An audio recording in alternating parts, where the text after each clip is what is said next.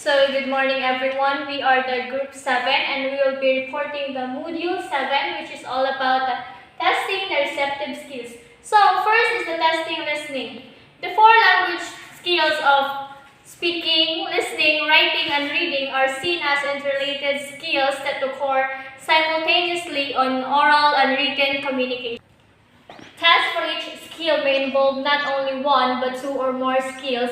However, this module and the next will attempt to present the distinct classifications of assessment involved in each type in terms of task and test formats. So, according to Harris 1969, there are two ways in testing listening. These are true sound discrimination and listening comprehension.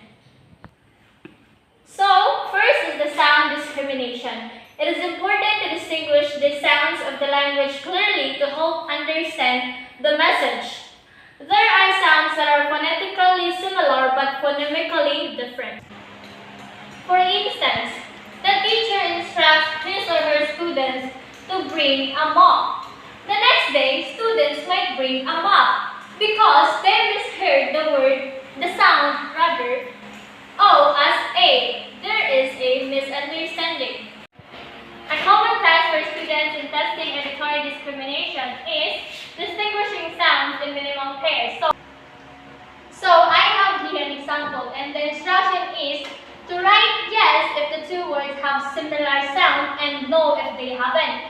The first two words are meat and met. So obviously they don't sound similar. The next two words are fool and fool. They sound similar but they have different meanings. So the student must put yes because they sound similar. And this type of test is good for the students because they will be able to distinguish if the pair words have similar or different sounds. So the second way of testing listening is the listening comprehension. It also varies according to learner's proficiency, and tasks may consist of responding to requests, answering questions, following directions, and repeating messages. And common types of tests for this are question answer, stimulus response, and listen repeat. So the second type of testing the receptive skill is testing reading. So one of the most tested skills in school is reading. So many qualifying examinations in elementary, secondary, and tertiary schools focus on reading or consist largely of reading comprehension. So perhaps many educators believe that one's reading proficiency is a reflection of his or her written language skills or other sub-skills such as constructing sentences, using correct words to express ideas, and organizing ideas logically. Okay, reading tests may consist of the following. So first is scheming. It is to identify the gist or intent. So readers only get a gist of information on the text they are reading. And the second is scanning, to locate specific information. So the reader reads thoroughly the text they are reading to identify the specific information they wanted to get from that specific text. Third is identifying a storyline. So we could get a storyline when we read a story. The fourth is identifying examples presented in support of a fact or opinion. Next is using context to get the meaning of the unfamiliar words. So readers uses context clues to identify the meaning of the words to identify the meaning of a difficult word used in a sentence. And the last is recognizing organizational features of a text. So test formats include first is the multiple choice. Of course, it is very familiar to all of us as we are into this type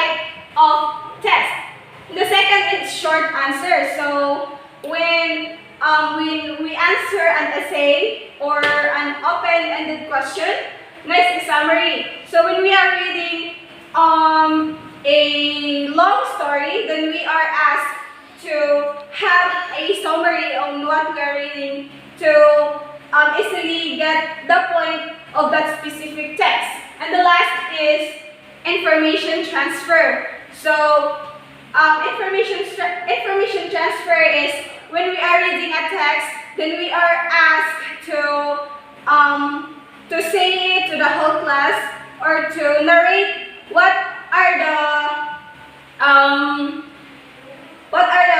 information we get from that specific story or a text. So here are the activities on the passage of Earth, aliens, creatures on Earth, Roswell, and Sedent. So first is the skimming to identify the chest or entrance.